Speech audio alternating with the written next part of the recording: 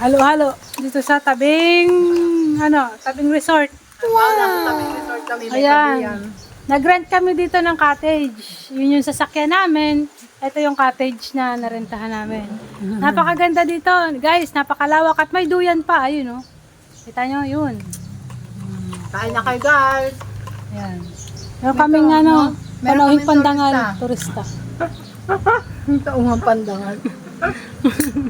Ayun na nga, nitong nakalipas na mahal na araw ay uso man din ang mga picnic, outing, swimming. Ay syempre hindi kami magpapahuli kaya eto, magpre-prepare na rin kami. Kami ay magpipiknik-piknikan din kaya eto nakikita nyo naman.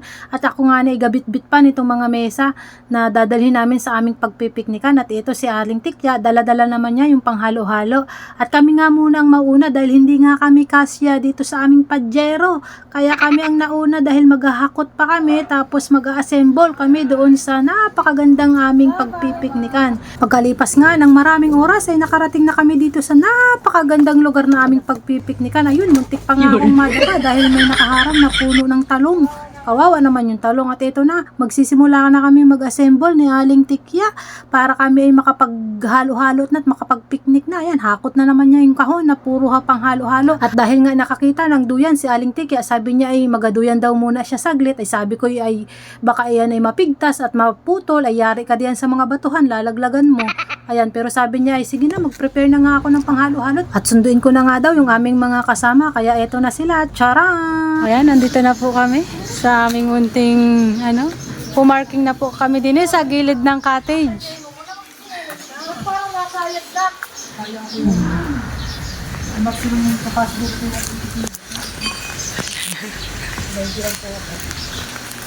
Ang totoo po ay dinilamang po kami sa gilid ng bahay ng aming kapitbahay.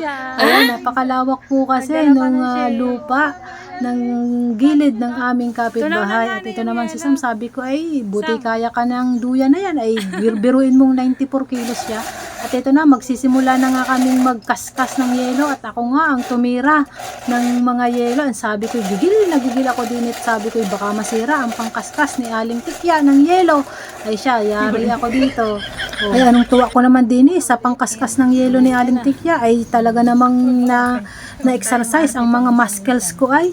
At ito na, si Duday ang nag-prepare ng aming mga halo-halo. At ako na nga lang ang naglagay ng yelo sa aking halo-halo. So, ayan lamang po ang aming family bonding nitong nakalipas na mahal na araw.